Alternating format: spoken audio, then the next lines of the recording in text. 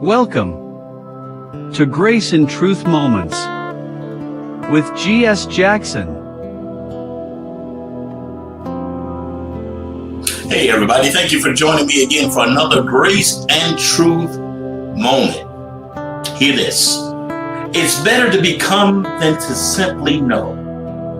Teaching greatly entails what you have heard, learned, and studied. But training imparts what you have both applied and became. Training imparts what you have both applied and what you have become. So I want to talk about today the difference between teaching versus impartation. Teaching versus impartation. I said it in a nutshell, just in that phrase in and of itself. Teaching is based upon what you've studied.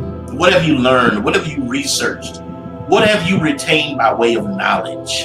And I love teaching. Teaching is definitely necessary. We need to teach individuals what needs to be understood, what needs to be discerned, what needs to be profitable for understanding, for knowledge, that it can then become wisdom. But impartation takes it a step further, because I can teach you something. I can teach you the principles of things. I can teach you the difference between right and wrong. I can teach you the difference between highs and lows, the difference between what's black, what's white, what's red, what's blue, what's green, what's purple, what's orange.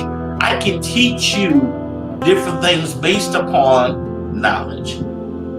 But impartation goes a step further. It goes deeper, because that is teaching, that is exchanging, that is presenting to you what I have both applied and what I have become. Impartation is that which flows through my blood, that which is all in me in operation. What is in operation in my life. And when it is in operation, that's where the power comes, because you begin to teach from a place of mastery and a place of management, something that you have now taking the bull by the horns. Now you're able to pivot it, you're able to shift it, you're able to control it, you're able to manipulate it as it should be, and it not manipulate you, it not control you, it not deceive you, because now it has become a part of who I am. It is I, and I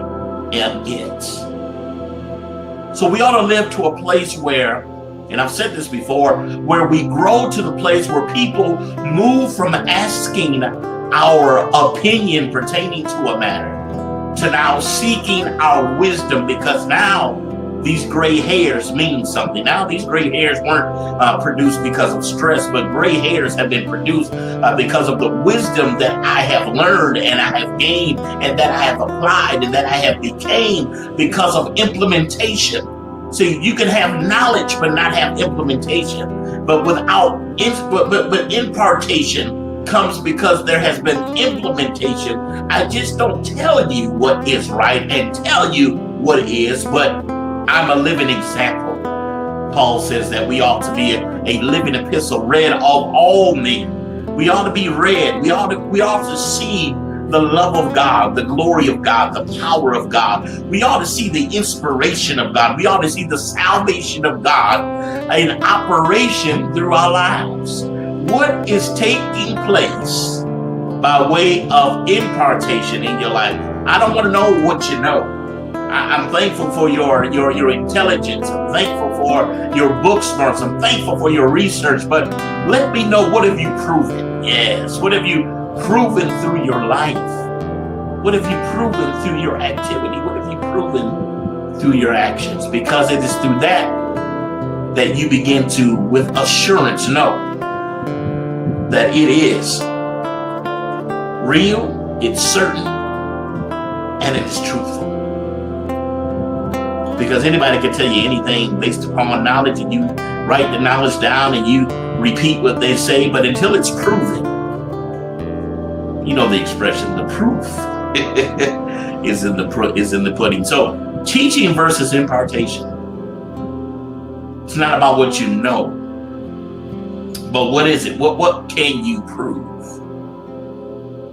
And that's where we seek to be. I beseech you, therefore, brethren, by the mercies of God, that you present your bodies a living sacrifice, holy and acceptable unto God, which is your reasonable service. And be not conformed to this world, but be ye transformed by the renewing of your mind, that ye will prove what is that good, what is that acceptable, and what is the will of God. That ye, speaking King James in regular language, that you may prove what's good, what's acceptable, and what is the will of God.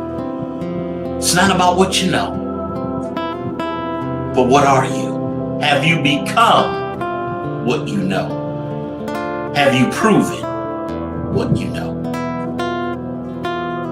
God bless. This has been your Grace and Truth